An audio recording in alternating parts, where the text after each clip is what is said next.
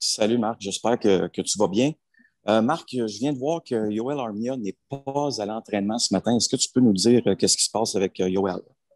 Oui, ben, ce que je peux vous dire, c'est que protocole de la Ligue nationale pour COVID, il ne participe pas à l'entraînement aujourd'hui. Puis on va avoir plus de détails pour vous demain matin.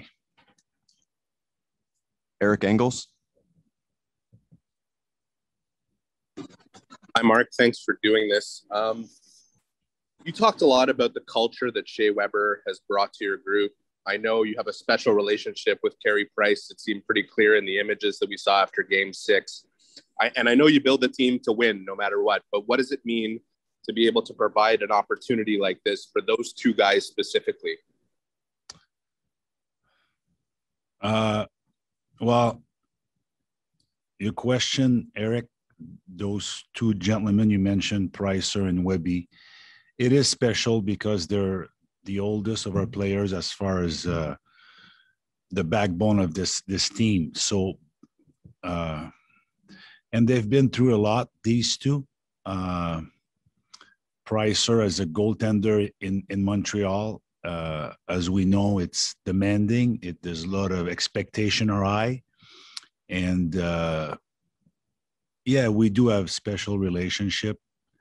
But when I say special, it's I care for the 23 or 28 players we have downstairs. So I'm not going to put anybody ahead of anybody else. But because I've been here the longest with Pricer and Galley, but also Webby, you know, he came here as part of a trade where, you know, PK was traded for Webby. And I know there's a lot of people that were guessing or second guessing this transaction. And again, you know, to give something that's special, you have to give a good player. So I'm not taking anything away from PK, but to get Shea Weber here in Montreal and what he brings on and off the ice, for me, it's special. And that we're 4 wins away for winning a championship will be ultra special. So, that's where this relationship is for these two gentlemen. Katie Strang. Mark, in your role with Chicago in 2010, what, if anything, did you know about the sexual assault allegations against Brad Aldrich? Well, it came out recently. There was meeting that I've heard that was done in Chicago. I was not part of any meeting, and I was not part of any decision based on that. And I was not aware of what was going on at the time. So you could go on the record with that. Luc Jalina. Merci, Sam. Avant ma vraie question, juste pour préciser pour Armia, j'imagine qu'il ne pourra pas prendre l'avion avec vous autres? C'est exact. OK. La question maintenant, Marc, tu as amené, Bob Gainey, parle aux joueurs. Ça a été très important, je pense. Est-ce que dans ta démarche pour la finale, tu as peut-être d'autres cartes, sans nécessairement nous dire quoi, là, mais as-tu d'autres petits trucs comme ça que tu veux faire d'ici le premier match? Non. Jean-François Chaumont. Salut Marc. Dans une entrevue one-on-one au Journal de Montréal au mois de février, tu t'avais dit « Je veux laisser 2 héritages comme DG. Un, celui qui a acquis Shea Weber. On était à quelques jours du 1000e match de Shea Weber à ce moment-là. Puis 2, je voudrais être le DG qui ramène une Coupe Stanley à Montréal. » Là, tu es à 4 victoires de réaliser ton 2e héritage. Comment tu te sens à l'idée d'être aussi près d'atteindre l'objectif ultime? C'est une opportunité spéciale d'avoir une chance de participer à la finale de la Coupe Stanley pour ramener ce fameux trophée ici à Montréal. Des émotions différentes, un peu nerveux, un peu excité, mais surtout fier d'avoir l'opportunité de gagner une Coupe Stanley ici à Montréal. Ça serait le rêve ultime pour moi. Puis, je pourrais prendre ma retraite après. John Warrow. Yes, hi, Mark. John Warrow with the AP. Just wondering, what for somebody who was born in Montreal and knows how much this all means, how special is this moment, knowing it's not completed yet, but to be part of this run and the chance to bring a Stanley Cup back to Montreal for the first time in 28 years and to Canada for the first time in 28 years. Yeah, it's exciting. It's surreal, you know, everything that happened throughout the season from, you know, first day of camp to getting hit by COVID to being down 3-1 against the Leafs and to move on and where we are today. It's very special, but again, you know, we got to stay focused. And I know the leadership group that we have, we don't want to get caught in the moment. We want to enjoy the moment, but also there's a lot of work ahead to be done against the Tampa Bay Lightning. John Lou. Good morning, Mark. Luke Richardson was saying that the Dom Ducharme is responsible for instilling the culture that the club feels like it belongs there, that you believe in yourselves, that you're not going to take no for an answer. And that's why that you don't consider yourselves underdog. So I'm wondering, what role do you play in reinforcing that message and that culture within the team? Well, we have good coaches with, you know, obviously with Dom, and now Luke took over while Dom is recovering from the COVID situation. But again, the biggest for me message comes from within the dressing room, and the like of Webby and Eric Stahl and Corey Perry, and, you know, recently Joel Edmondson and Jake Allen raised a Stanley Cup, and Gally that's been here, you know, since I was here from day one. So I let them, and they've done a really good job, because to where we are today, we beat some very good hockey team. Toronto is won our division. Very good hockey team. The Winnipeg Jet, same thing. They beat the Oilers in 4, which is also a good hockey team. And then Vegas, which pretty much was right tied with Colorado for the best record in the NHL. So we're not here by accident, but we realize that we do have a lot of work ahead of us.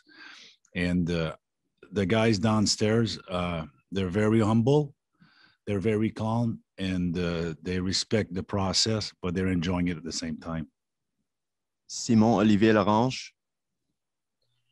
Bonjour Marc. On se retrouve dans la situation, je ne sais pas si on peut dire particulière, que les deux équipes qui s'affrontent ont un directeur général qui est un Québécois francophone, mais c'est quand même deux équipes qui ont été construites de manière différente.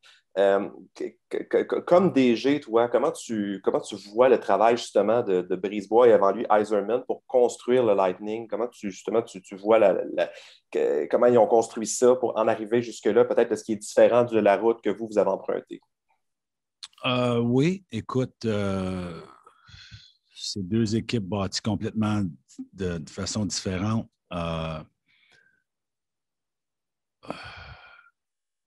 Je ne veux pas rentrer dans les détails, comment les Lightning ont fait ce qu'ils ont fait pour rendre ce qu'ils sont rendus, mais écoute, c'est une excellente équipe de hockey. Puis Stevie Yzerman a mis la fondation qui est vraiment bonne. Puis Julien a mis la touche finale l'an dernier, mais pour être capable d'arriver aux grands honneurs, si on se souvient bien, les Lightning avaient perdu 4 de suite contre Columbus. Ils avaient perdu en finale contre Chicago. Alors, ils ont eu des temps difficiles, mais ils ont passé au travail. Puis, chapeau à eux. Puis, c'est pour ça, aujourd'hui, on sait qu'on a un adversaire qui est coriace puis qui sait comment gagner.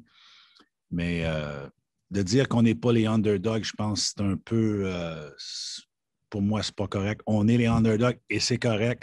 Écoute, on a vécu avec ça toute l'année, durant toutes les séries.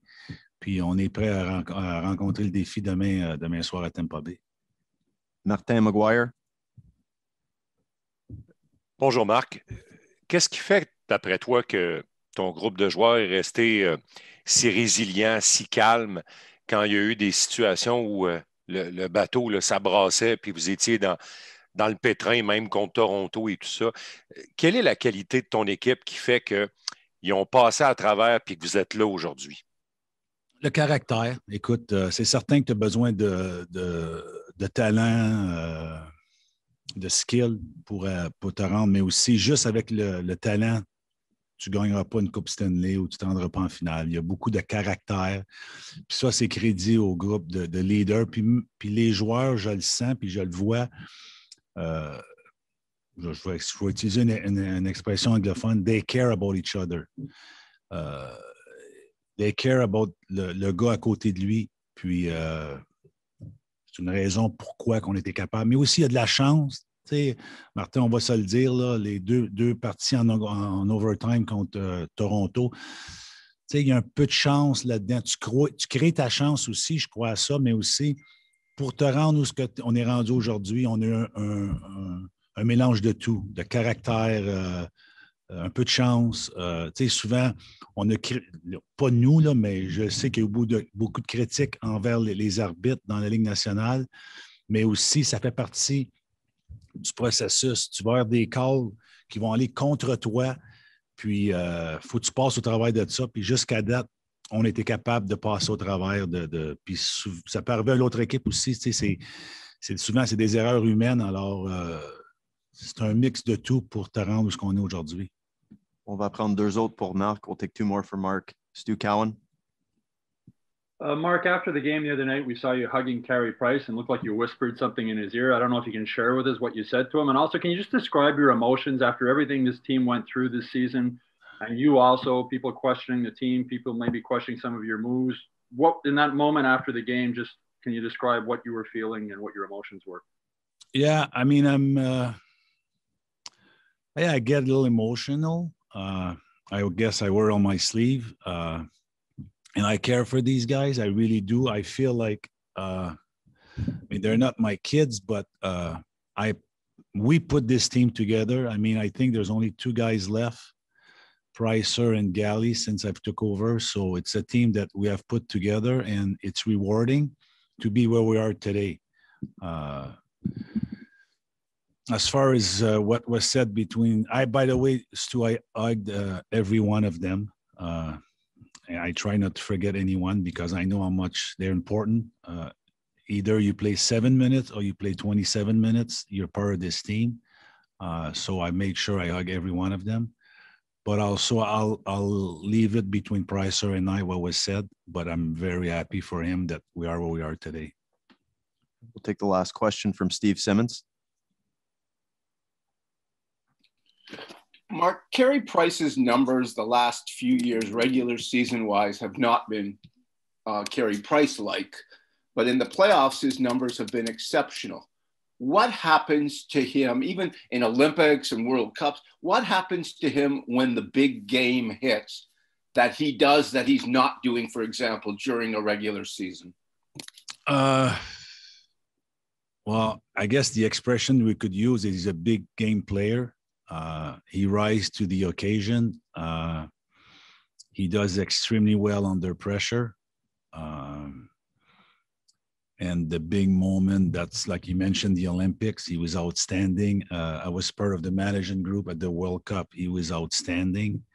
And when the game's on the line, I think they had a poll at some point in the past that if you need a big game to win, who do you want to be your goaltender? It's Carey Price. So I think what you see now, it's how he's been. And there's other players in our team that I've seen, and they're pretty young, that they rise to the occasion when the games are big. So this is the big stage. We're facing a very good hockey team, and I'm confident that our guys will rise to the occasion.